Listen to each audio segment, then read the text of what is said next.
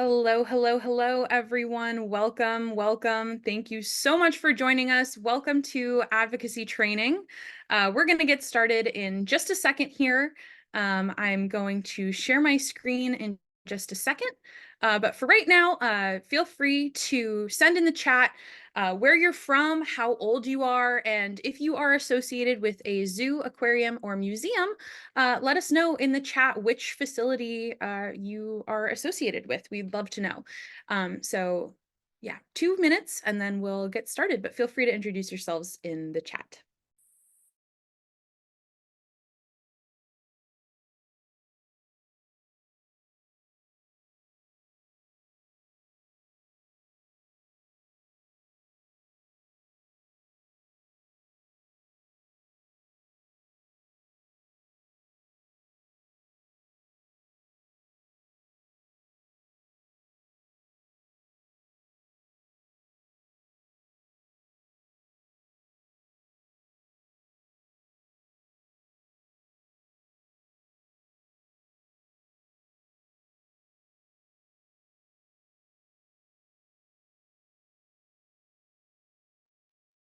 It's so cool to see so many people from so many different places. We have the Brookfield Zoo, King Conservation Scholars Program, Brookfield Zoo, Cosley Zoo, LA Zoo, National Aquarium in Baltimore, Queens Zoo, lots from the Brookfield Zoo and the Cosley Zoo, Little Rock Zoo, Ogle Bay Zoo, Aquarium of the Pacific, amazing.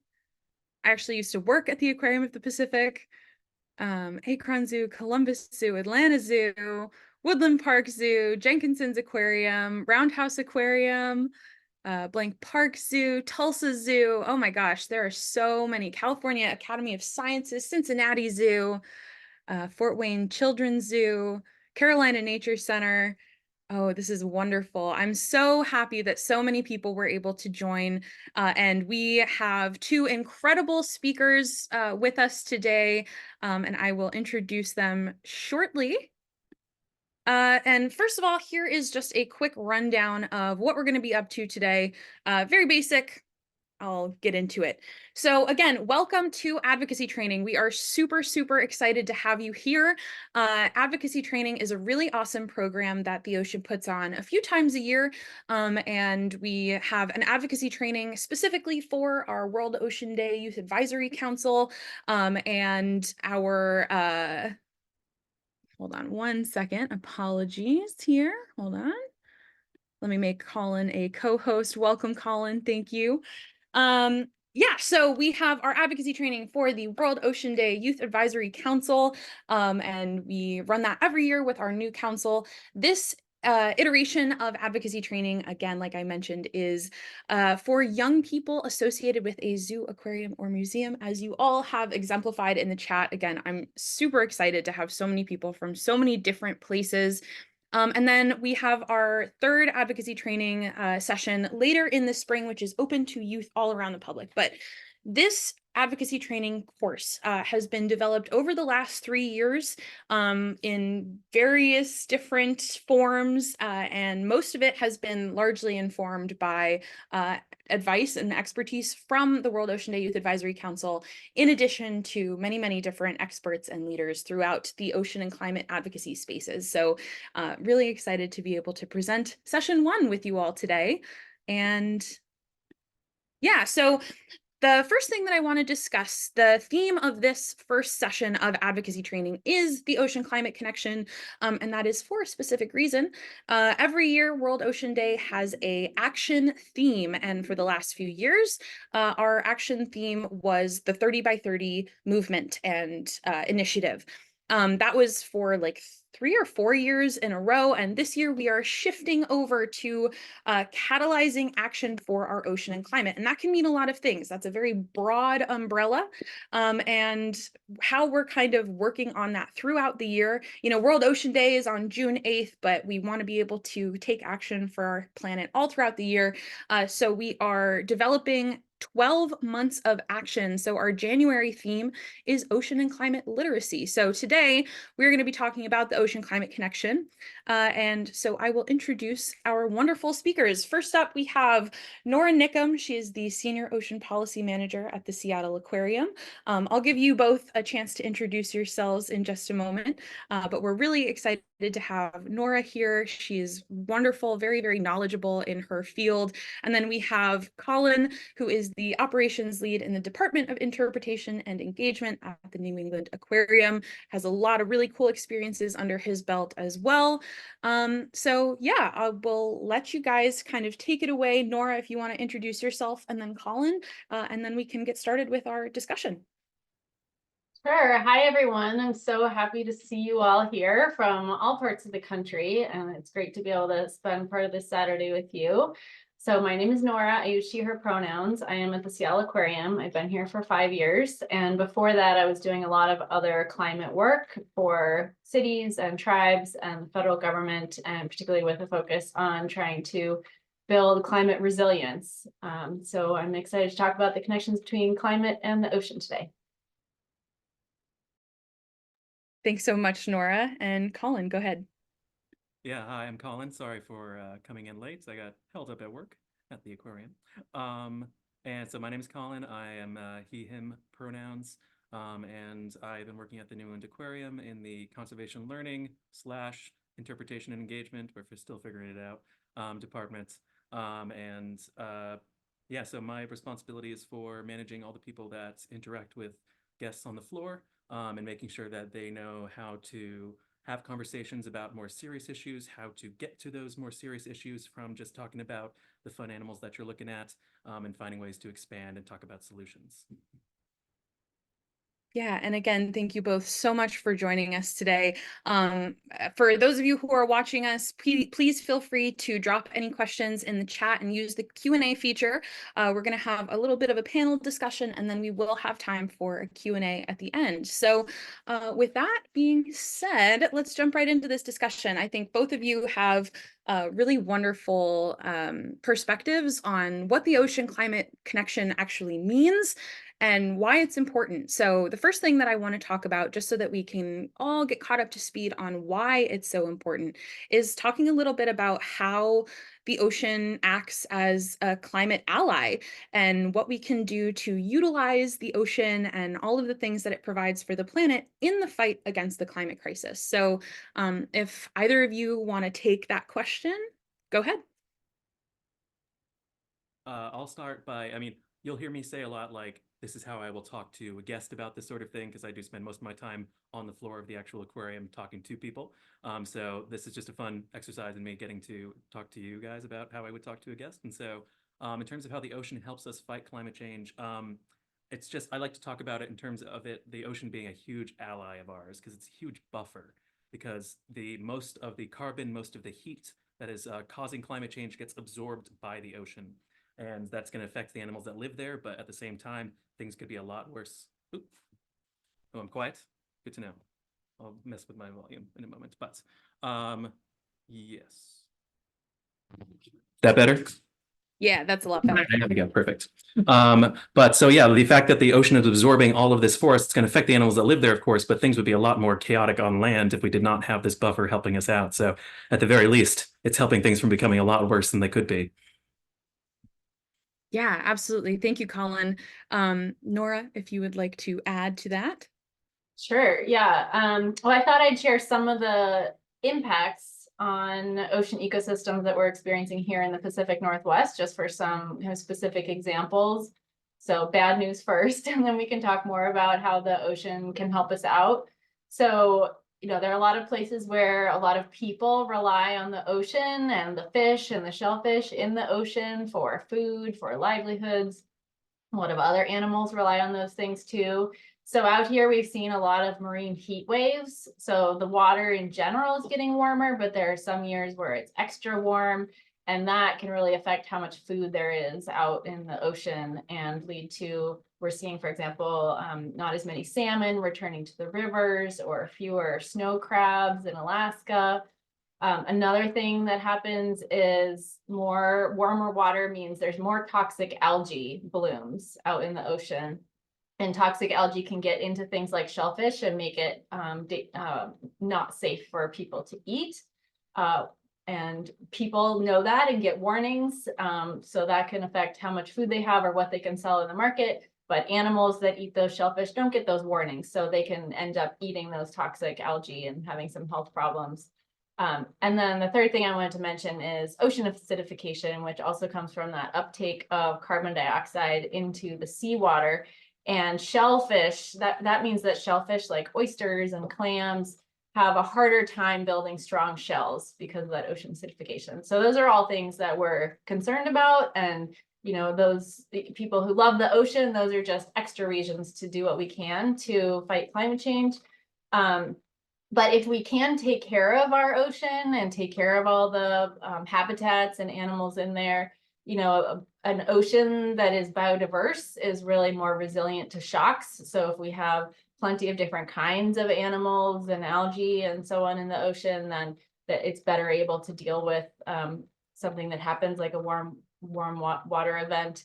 And if we protect ecosystems like eelgrass beds and kelp and coral, the things that tend to be kind of near the shoreline, this relates to something Colin was saying, but all of those things help protect those of us on land from storms and high waves and coastal erosion. And so all of which are becoming more problematic because of sea level rise. But if we can protect those habitats and structures that are near the shore, it helps continue to provide habitat for all the animals that live there. And it also helps the people who are living on land. Do you mind if I piggyback on that? So what we've been talking about lately, and actually we just set up a new temporary exhibit to talk about this, is blue carbon and the sequestration of carbon in ocean resources and systems. And Nora mentions eelgrass, any type of seagrass, mangrove forests, kelp forests, all of these things that people don't often think about when they think about the ocean, because oftentimes they're thinking about the colorful coral reefs and all that. But the amount of carbon that they can store is unbelievable. It's about, I think, 25 times more than a rainforest. So preserving those ecosystems from being disrupted, whether that's by something like bottom trawling, which can release actually a surprising amount of carbon when you disrupt the bottom like that. But protecting those ecosystems is really, really crucial. And unfortunately, right now, we don't have a lot of marine protected areas around ecosystems of that nature. Most of them are around coral reefs right now. Yeah, thank you both for making such crucial and important points. I think that, like you mentioned, Colin, protecting those specific areas, and Nora as well, I think both of you touched on some parts of this ocean climate connection that are, you know, framed usually in the line of thought where we're protecting the planet for protecting the planet's sake. And that is very true. Like, we want to make sure that these ecosystems are healthy. We need to be able to share this planet with all of these incredible creatures and different types of life that live under the water. But also, you mentioned, Nora, earlier about the seafood and our food systems.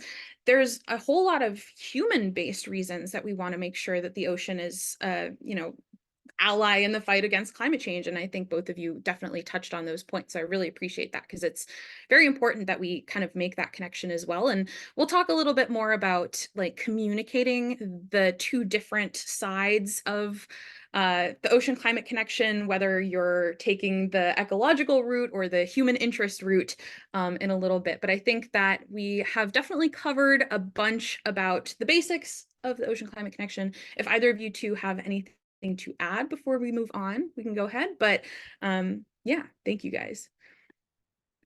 So next up, as I mentioned, the advocacy training today is specifically for youth associated with zoos, aquariums, and museums. And both of you are part of really phenomenal institutions who are doing wonderful work in your respective areas and regions to, you know, further this education and this outreach.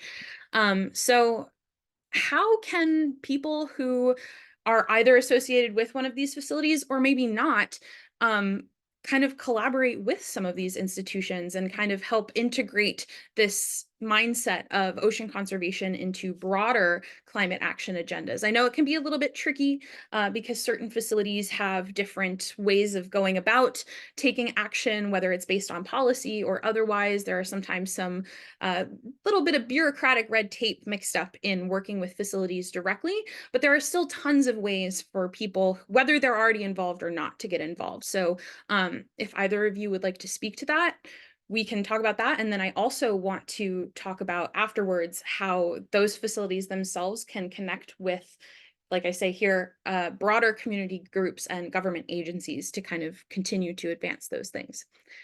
Either one of you can take it if you want. Sure, I'll start. So I lead the Seattle Aquarium's policy work. So we're trying to speak up for laws that will protect the ocean and all people who rely on a healthy ocean and all of us.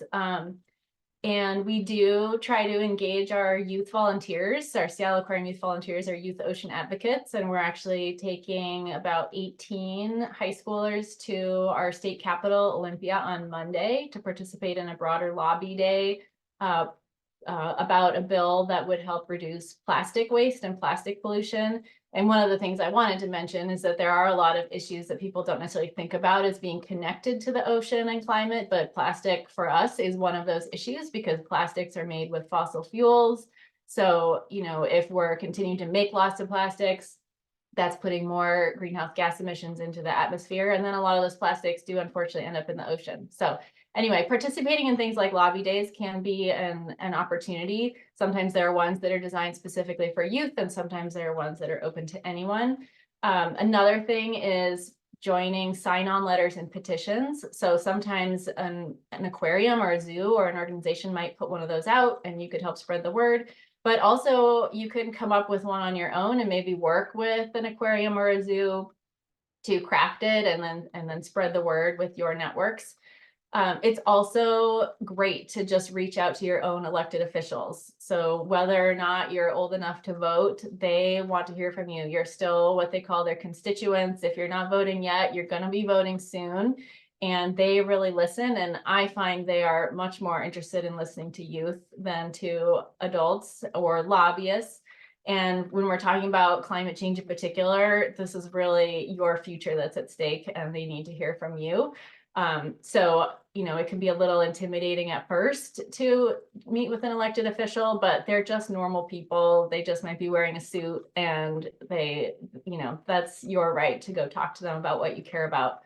And then the third thing I wanted to mention is if you're active on social media, one thing you can do is follow either institutions you know that are doing policy work or your legislators themselves, see what they're talking about.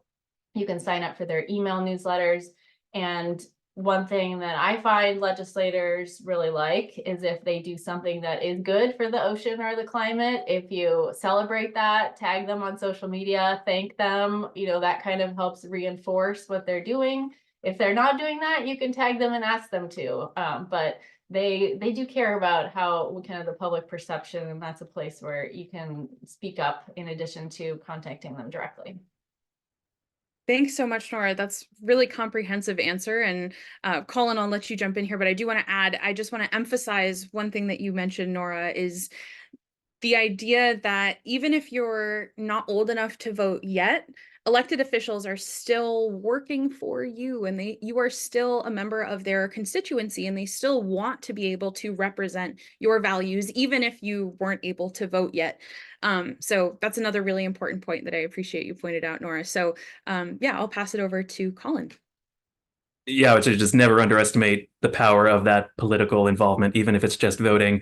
Some people are like, they're tired of hearing us say like just vote or like vote with the environment in mind. But I will sometimes, if I'm talking to somebody about this and encouraging them to do that, I might talk about a policy success, a law that has been passed recently because we voted for people who support those policies, or at the very least are willing to listen to what their constituents care about. So, and I just called my congresspeople the other day. And so just once you get more comfortable with it, it's an easy thing to do, and it's quick, and somebody talked to some great people in those offices.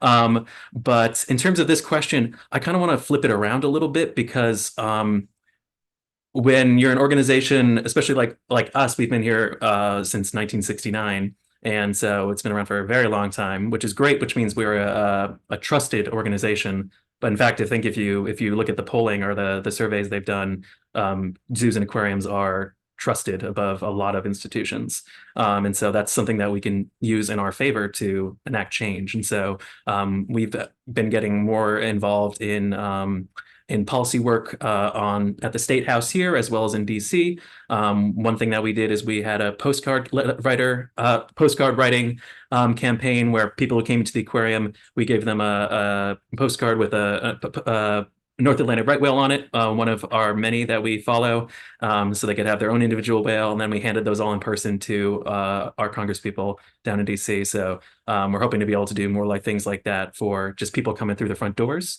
But in terms of this question, I feel like what we did recently is we did a community needs assessment.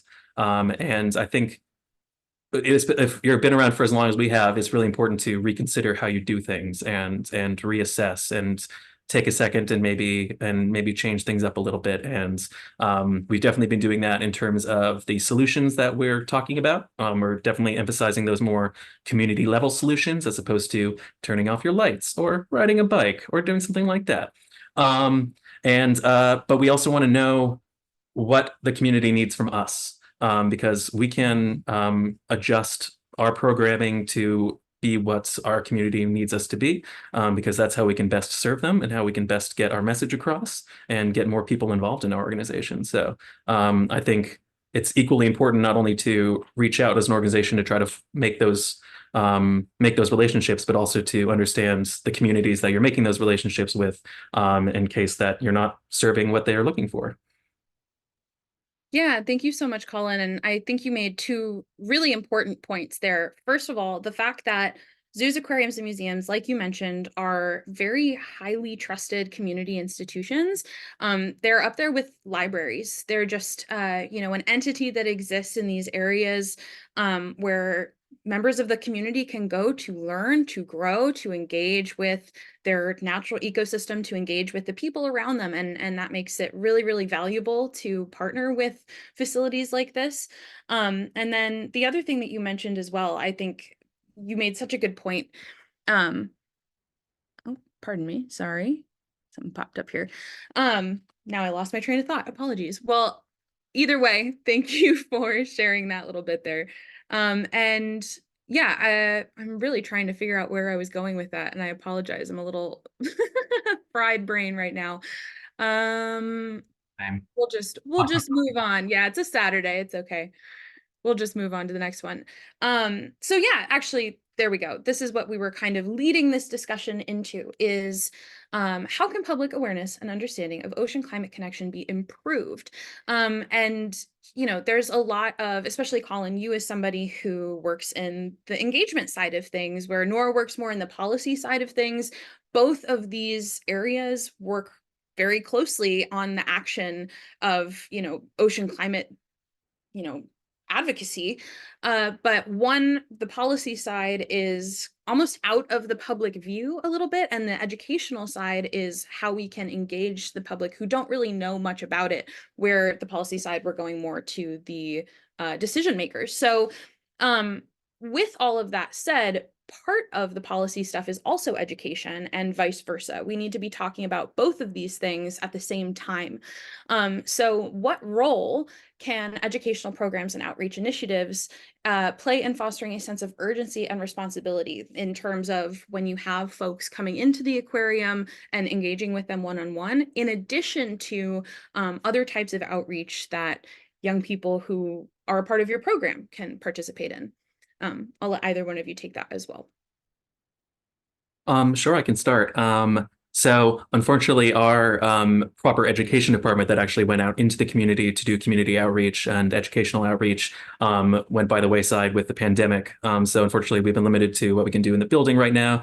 Not that we can't do a lot. And so when I am training my staff on how to engage with people, it is finding those ways that people are going to want to make a connection to the animals that you're looking at, to deal with the fact that they got this cool animal in front of them. You're going to talk about that a little bit, and then finding those transitions into whether you are helping that person feel a greater emotional connection to that animal, whether you're making them understand more deeply the ocean systems that they are a part of, or if find a person who's gung-ho and they're ready to become what we call an ocean steward, to go out there and take an action on behalf of the planet. And we know that we can't get somebody to go from I just came into the aquarium, I have no idea what I'm looking at, to I'm an ocean advocate. But we know that we can push people up that ladder. We call it it's a spectrum, and so we're pushing them up that, so we are getting them closer and closer to that sense, because realistically we're only going to have a few minutes with most people.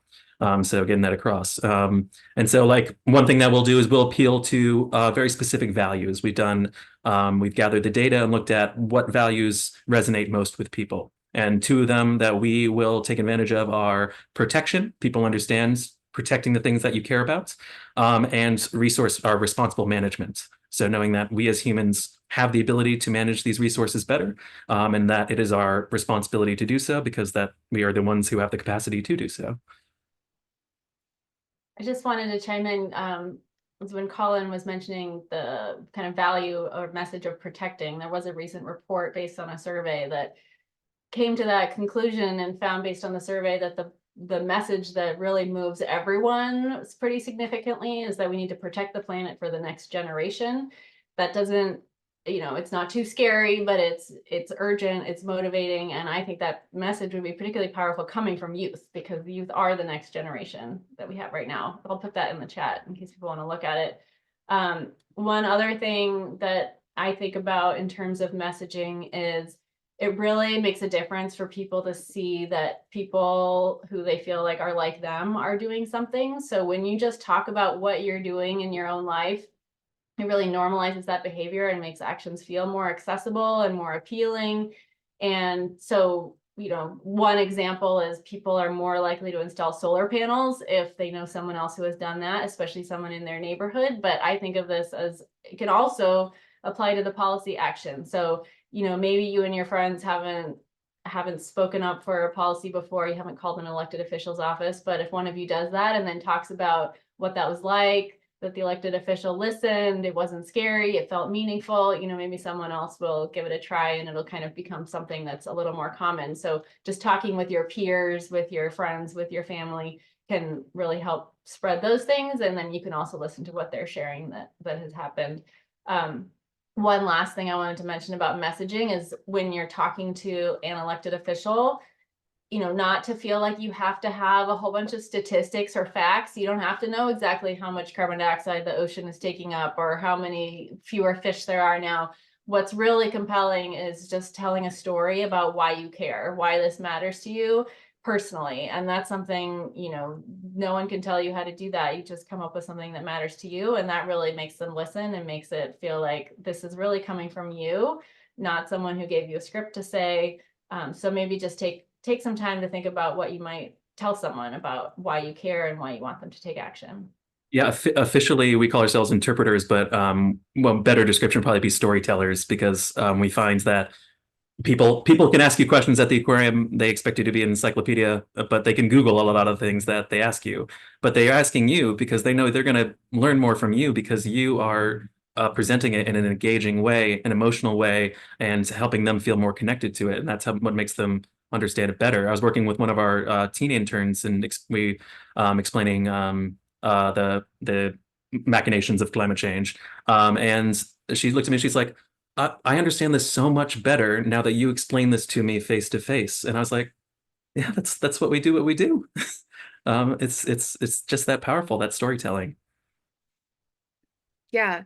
And I love what you both have said. I remembered what I was forgetting before, was the community assessment. And we are going to talk more about the messaging of all of this in our social media and communication session, which I believe is session 2 or 3. And so this conversation will be continued throughout advocacy training, but you guys are building such a lovely foundation for this, because Colin, going back to the community assessment, being able to understand your audience is hugely, hugely important, as you had emphasized before. And then in terms of, Nora, what you mentioned about with the survey response of the most common response being, we just want to protect for future generations. Some of you may or may not be familiar with the ethos, pathos, logos, what is the word that I'm looking for? Theory, I guess, in terms of writing. And there are so many different ways of approaching different topics with different people. And what Colin was talking about before is, you know, he had somebody say, I understand this so much better now that you understand it or you explained it to me.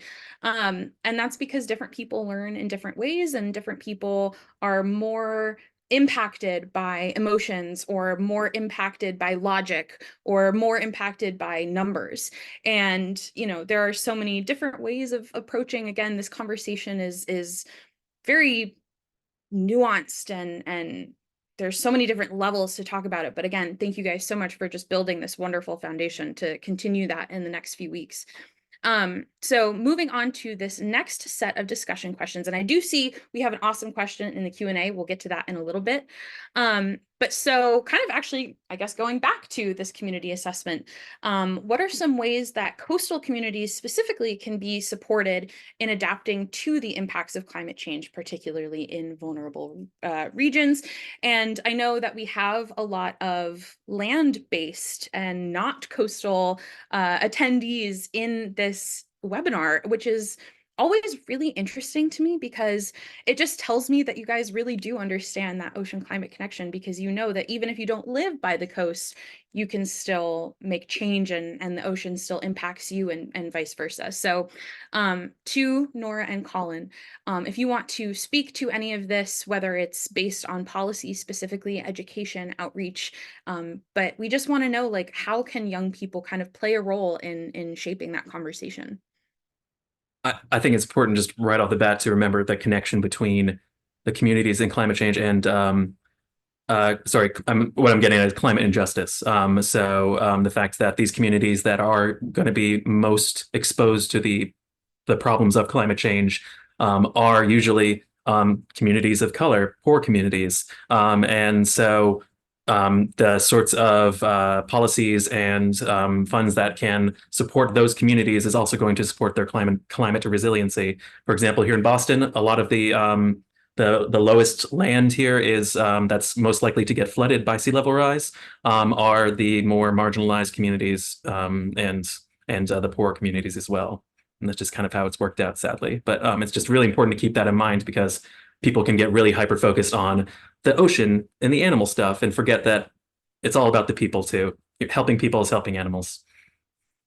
Yeah, that's so important. And maybe to build on that, I was also going to add that those community members are also the ones who really know those places, and who know how the impacts are affecting them, and what they need to be more resilient, and how things have been in the past.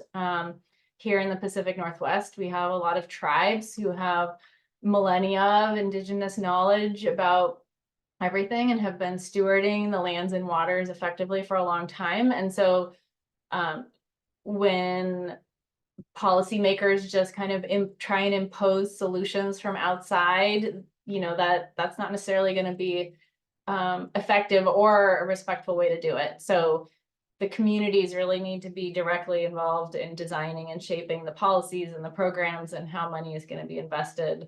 The White House recently released an ocean justice strategy that's an interesting thing to check out, which commits to more meaningful community engagement, thinking about different ways of knowing, so science and traditional knowledge and all other sources of information. And in terms of how youth can play a role, there are often, you know, there are different planning processes happening all the time. Some of that might be federal, some of it might be more local, and there can be public hearings where decisions are being made. So that's a place where you can choose to go, you know, give a 1 or 2 minute public comment about what matters to you, or what you think that the planners should be thinking about that they might not be thinking about already.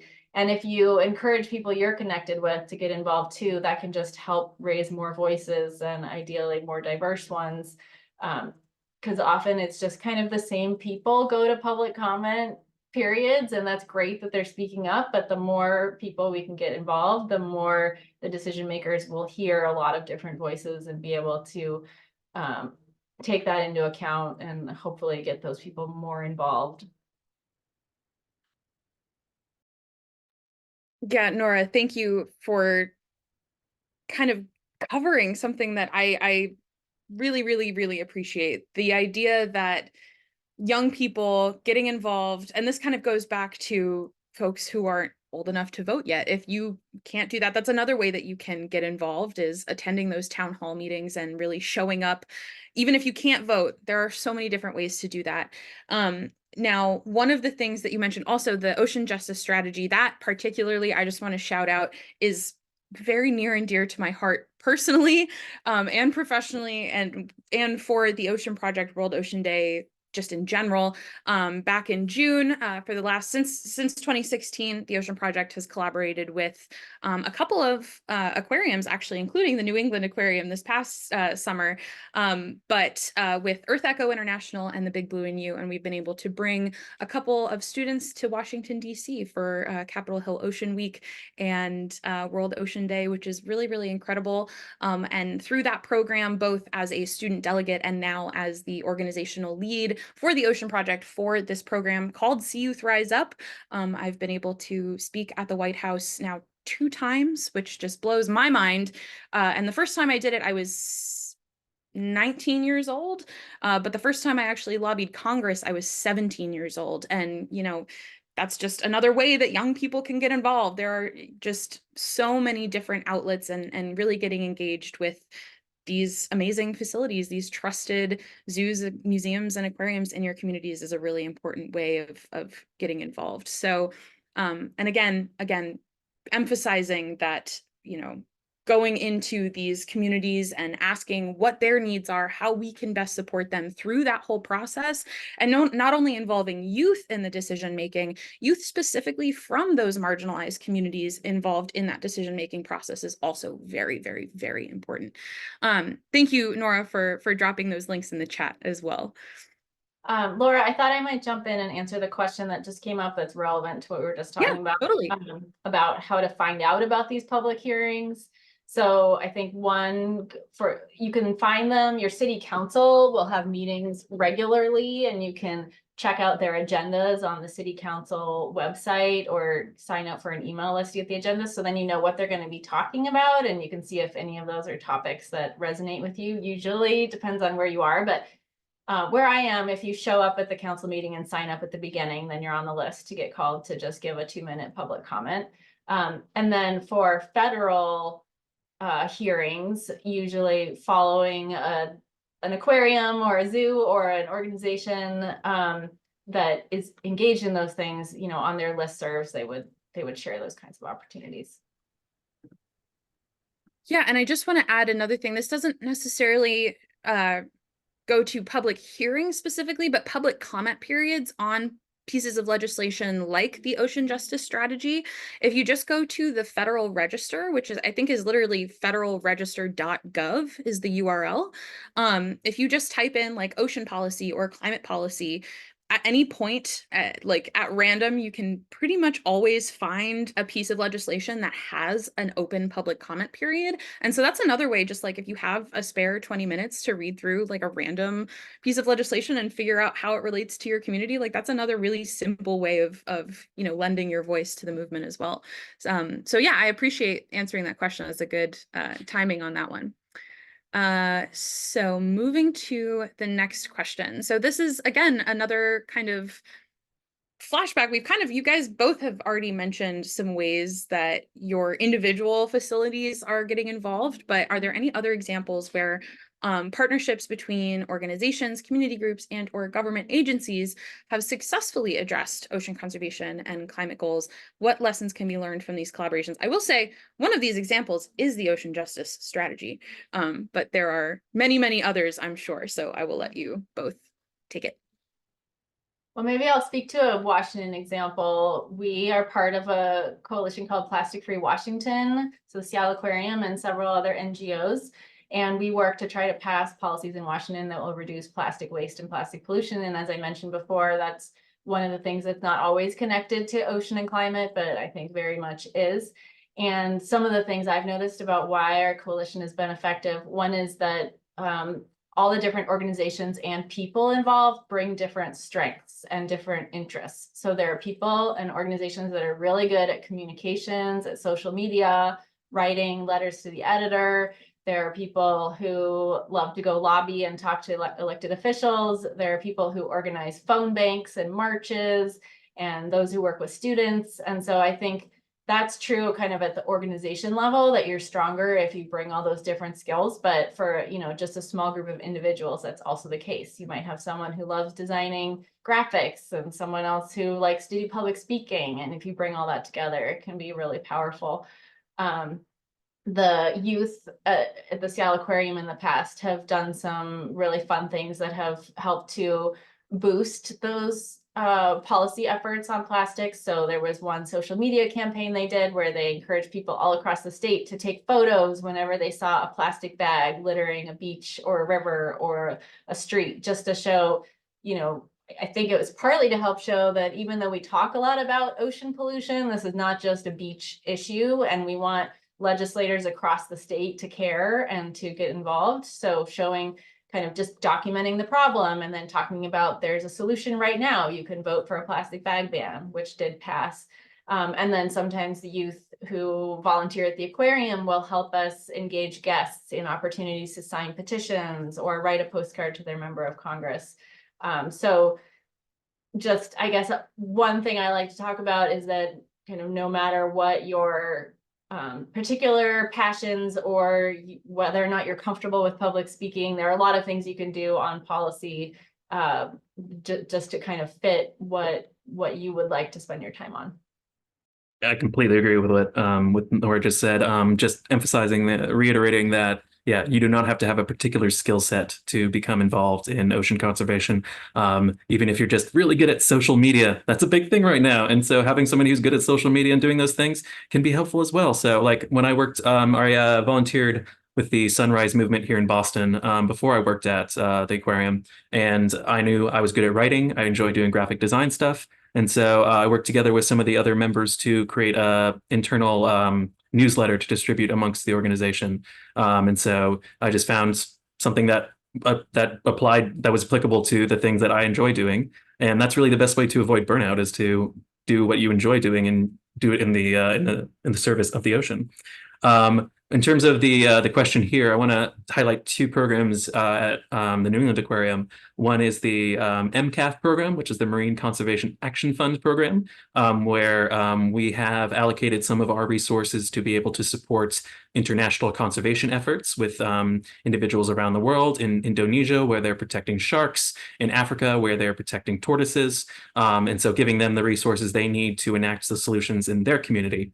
And then we have another program called the Blue Swell cohorts, where we support blue tech startups especially. So the one favorite one that I'm aware of is I talked to this woman she's doing reusable containers. She wants that to become a thing, reusable takeout containers. And she's starting with schools. And I'm like, that makes perfect sense, because the amount of waste that schools go through, and you got everybody there together, and you don't have to, like, yeah, it's so those are two successes that I really enjoy talking about.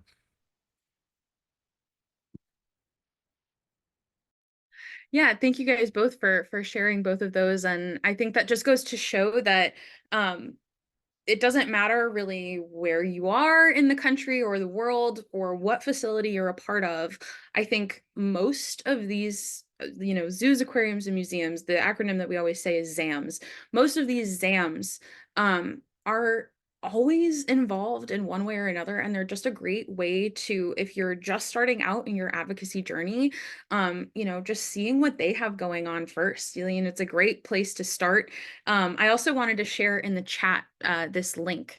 Both of you mentioned in different ways and multiple times throughout this conversation that you don't necessarily need to be an expert in any one particular area to contribute to the movement, whether it's ocean specific or climate specific or both. And this link that I just sent in the chat, Dr. Ayana Elizabeth Johnson is a marine biologist. She worked very heavily on the ocean justice strategy, actually. But she has, yes, yeah, Colin knows the Venn diagram.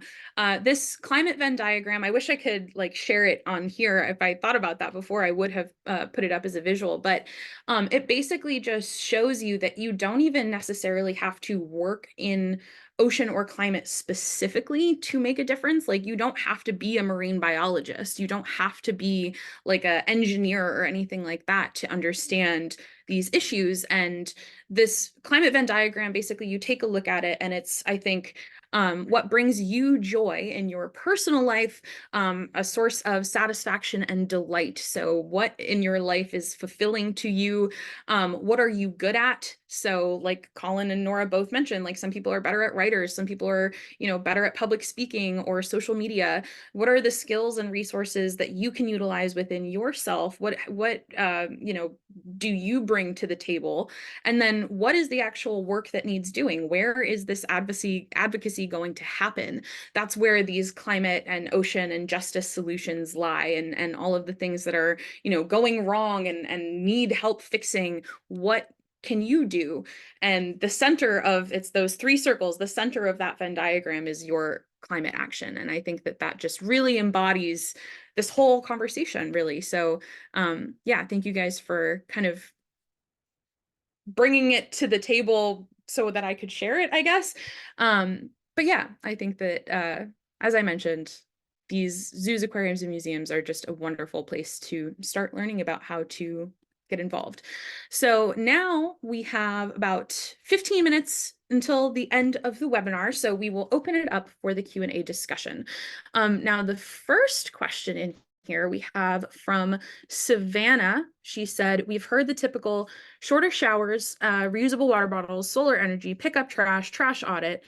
But are there some other ways for the everyday person to help combat climate change that aren't talked about as much that might appeal to people who have already heard all of this? I think that question is awesome. And I think it definitely relates to the differences between, bottom up solutions and top down solutions. So if either of you want to, take on Savannah's question, go ahead. If you don't mind, Nora, real quick, that's that balance you really do have to strike between individual and collective action, because a really good way to get people to shut off or to have despair is to make it seem like it's all on them. Because the ocean just can't depend on our individual choices. It's just not how it works. And so I'm just surprised by the amount of people I teach that the idea of the carbon footprint was invented by BP. By a fossil fuel company to take pressure off of them to reduce what they were doing and put it on the individual, on you. And when I talked to a bunch of school kids about this, I was like, is climate change your fault? And they were like, no. And I was like, of course it's not. That's ridiculous. But in terms of the solution, so fortunately, as these solutions become more mainstream, more and more options become available. One of my favorites is composting. There's a lot of cities and towns that now have municipal compost programs where you can fill up a bucket and then they'll pick it up and send it to the central composting facility. It becomes dirt. It's amazing. Composting is one of my favorite solutions out there. I love everything you just said, Colin. My current favorite, because I just learned about it and did it, personal action, was turning down the heat on my hot water heater. And that, maybe some have heard about that, but basically the hot water in your hot water heater is probably hotter than what you would ever use coming out of your shower or faucet, but it still takes a lot of energy to keep it that hot all the time, just in case. So what I love about it is a one-time action. You need, probably a parent to do it for you, but turn it down, and then it's just saves energy from then on, and you probably won't even notice a difference with your shower. And then, yes, collective action is extra important. And I think speaking up on policy, like we've already said, because policy really makes bigger changes happen more quickly, and can require companies to do things differently. And then another way you can kind of nudge toward collective action is doing something like writing a letter to the editor for your local newspaper, talking about maybe something you're doing personally that you think others could consider doing, but also what you want your elected officials to do, so that that ask to them is public. You both gave such great examples, honestly. Like that's super, I've never thought about the water heater thing. Like that just never occurred to me, I guess. So that's a really awesome example. Can I do Um, another, Go ahead, Colin. can I do another one? Yeah, go ahead. The one thing I've been talking to people a lot lately, and this is a little bit more individual, but certainly can be scaled up into a more collective action thing, is sunscreen. Sunscreen and corals, especially, do not mix. At least traditional sunscreen have compounds that are extremely toxic to corals, and so I'll advise people to look out for those reef safe and coral safe sunscreens on the shelf. And the reason that they are on the shelf is because people demanded them, is because people wanted them and asked for them, and that's a form of collective action too. Yeah, thank you for adding that. That's a very, very big one. And I think, you know, there's this mindset with young people that I've noticed where people who ask questions like Savannah asked, like we've all heard, like, okay, turn off the tap when you brush your teeth, like that kind of stuff. And there's this mindset that that stuff doesn't matter because like it's so basic. It does really matter. It really, really, really does. And then, it sometimes feels like it's not enough. So if you're kind of in that mindset, this like in between where I'm still learning how to participate in collective action, I'm still, going out there and trying to get involved, but I still want to, bring more individual action into my own lifestyle. Honestly, my number one piece of advice for that is just be creative. Because when Nora mentioned, the water heater, I was like, that's so interesting. I've never thought about that because I don't live in a house. I live in an apartment. I rent. I don't have access to my own water heater. So that's not an action that I personally can take, which is why I haven't thought about it before. So I'm thinking, okay, what can I do? I don't have in-house laundry, right? I have to go to a laundromat. But I also, long story short, ended up with my neighbor who moved. They gave me their own portable washing machine. I don't have a dryer, so I dry all of my clean clothes, not necessarily by choice, but if you do have the choice, you're using less energy to air dry your clothes than to dry them in the dryer. So, like little creative things like that, like you can definitely make adjustments in your own life to further your individual action. And it's very tailored to your own lifestyle and what you have access to. So, yeah, just think outside of the box pretty much. Try to strike a balance between feeling like climate change is all on you when you have to take these individual actions, but like I want people to feel comfortable taking those actions, feel motivated to take those actions, but then not beat themselves up when they have to use a plastic bag or they have to drink using a plastic straw. It's just like not effective for anybody involved. So I find that's a really easy way to burn yourself out if you're beating Yes. yourself up for those decisions. Yeah, remembering to give yourself grace in those moments is very, very critically important. I'll share the link in the chat in a little bit, but we just last month did a webinar on youth climate advocate mental health, talking a lot about that stuff. That is currently up on the World Ocean Day YouTube channel, and I highly recommend that our viewers go check that out. We have another question here in the Q&A, and it was somebody who said, thinking about safeguarding against the biodiversity and climate crisis, how does one prioritize actions and policy as what's good for the climate crisis may not be good for biodiversity? That's a very interesting question. And I think that it kind of, I don't know if you both know the graphic that I'm talking about, the carbon tunnel vision, that's been shared by an account on Instagram called Future Earth a bunch. And I love it. I wish I could like print it out and frame it. So yeah, if either of you wants to kind of talk about that, it's a very interesting conversation.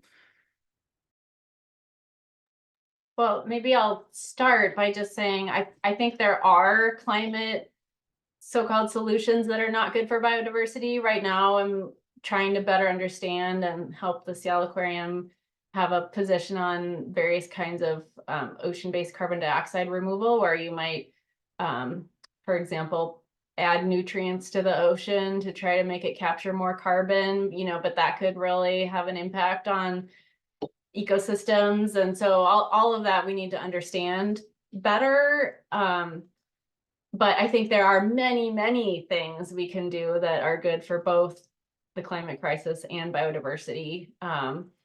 Anything we do to reduce emissions, anything we do to protect blue carbon ecosystems, like Colin was talking about, anything we do to reduce plastics. So